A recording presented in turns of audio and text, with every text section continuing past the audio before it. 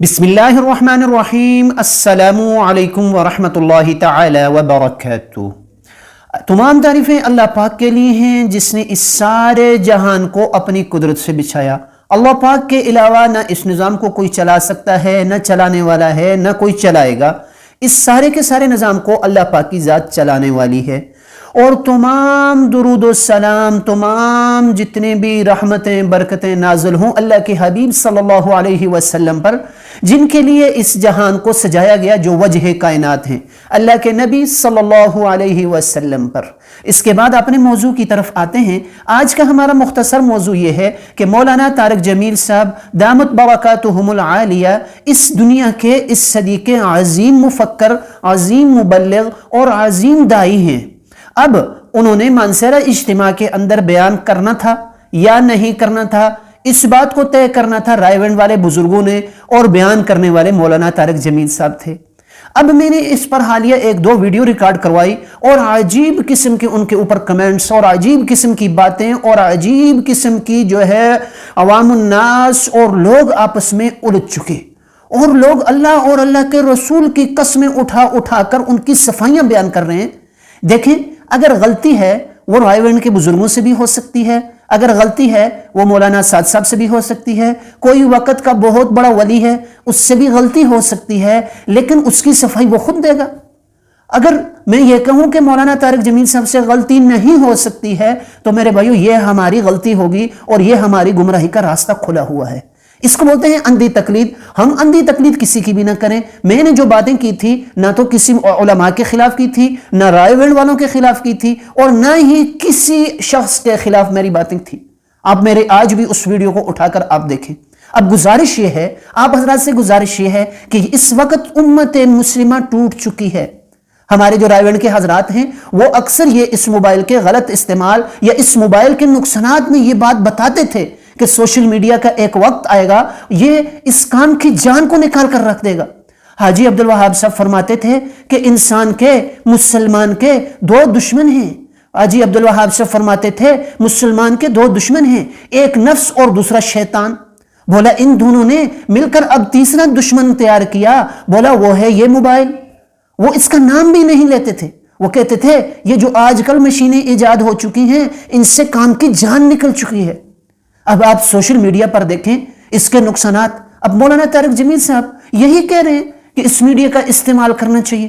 میں خود کر رہا ہوں، مولانا طارق جمیل صاحب کو دیکھ کے کر رہا ہوں، میرے پاس جواز اس کام کے عظیم مبلغ جو ہے وہ استعمال کر رہے ہیں۔ میں خود یوٹیوب پہ کام کر رہا ہوں، سوشل میڈیا پہ میں کام کر رہا ہوں، میں آن لائن ٹیچر ہوں، میں آن لائن کلاسز پڑھاتا ہوں، میں خود اس کا استعمال کرتا ہوں، لیکن اس کے نقصانات ہیں۔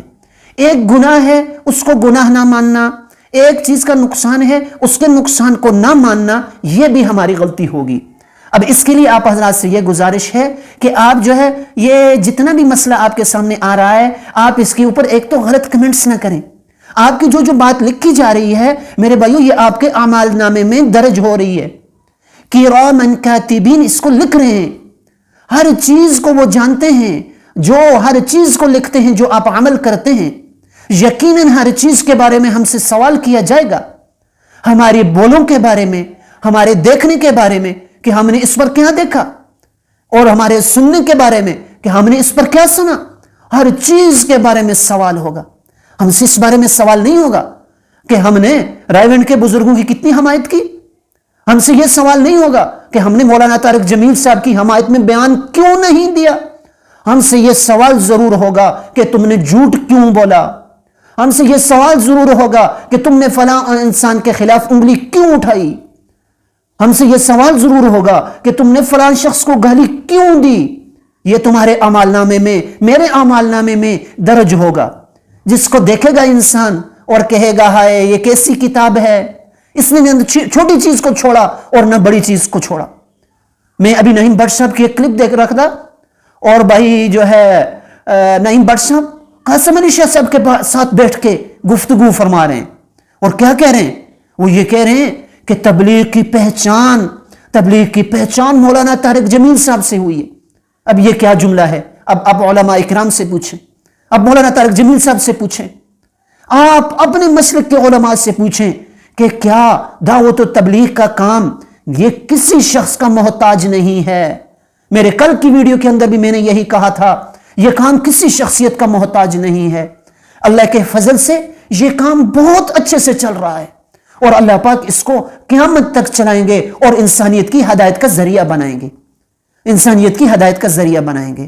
آپ سے گزارش ہے کہ اس سوشل میڈیا پر ہمارا دیکھنا کیا ہو، ہمارا سننا کیا ہو، ہم یہاں پر کن لوگوں کو فالو کریں.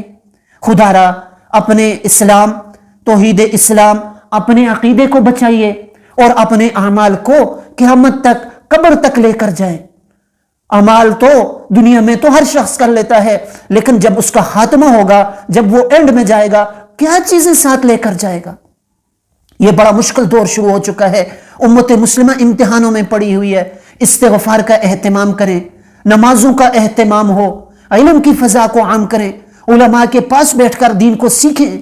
قرآن کریم انسانوں کی ہدایت کے لیے آیا ہے، ساری دنیا کے انسانوں کی ہدایت کے لیے آیا ہے. آج کے مسلمان نے اس کو پڑھنے سے، اس پر عمل سے، اس سے عاری ہو چکا تو آج ناکامیاں اور زوال اس کا مقدر بن چکی. اور میرے بھائیو، اکرامی مسلم جو دعوت و تبلیغ کا چوتھا نمبر ہے، اس سے دعوت و تبلیغ والے بھی اور مسلمان بھی آج اس نمبر کی چھٹی کر چکے ہیں. اور میرے بھائیو، ہر عمل سے مقصود اللہ کی ذات ہو کہ مجھ سے میرا اللہ راضی ہو جائے. اور میرے بھائیو، دین کو سیکھنا، دین کو ضرورت سمجھ کر، مقصد سمجھ کر سیکھنا، اس کو مقصد بنا کر سیکھنا کہ یہ دین کو میں سیکھوں گا، یہ میری ضرورت ہے. اس کے لیے اپنے محلے کی مسجد سے شروع کریں، وہاں تعلیم میں شرکت کریں اور جو ہے سروزے سے شروع کریں. نیت کر لیں، لے کر جانے والی ذات اللہ پاک کی ذات عالی ہے. لے کر جانے والی ذات اللہ پاک کی ذات عالی ہے. اس پر محنت کریں اور لوگوں کو دعوت دیں، اللہ کی ذات کی طرف بلائیں، لوگوں کی طرف نہ بلائیں. شخصیت پرستی کی دعوت نہ دیں، لوگوں کو لوگوں کے ساتھ جوڑیں، لوگوں کا رشتہ اللہ کے ساتھ جوڑیں. آج ہم بہت زیادہ فیمس ہو جائیں گے، یوٹیوب پر ہمیں ویوز مل جائیں گے، چند ٹکے ڈالر مل جائیں گے، کیا ہوگا ان سے؟ کچھ نہیں ہونے والا ہے. میرے بھائیو، جب ہم اللہ کے ساتھ لوگوں کو جوڑیں گے تو لوگوں کی دنیا بھی بنے گی اور لوگوں کی آخرت بھی بنے گی. اس سے ہماری دنیا بھی بنے گی اور ہماری آخرت بھی بنے گی. امید ہے یہ میرا مختصر پیغام آپ کو سمجھ آیا ہوگا. اللہ پاک ہمیں سمجھ کی توفیق عطا فرمائے، اللہ پاک ہم سب کی حفاظت فرمائے اور اللہ پاک ہم سب کو اس دین متین کی عالی شان محنت کے لیے قبول فرمائے اور اللہ پاک ہم سے، ہماری نسلوں سے دین کا کام لے لے. السلام علیکم ورحمۃ اللہ تعالی وبرکاتہ.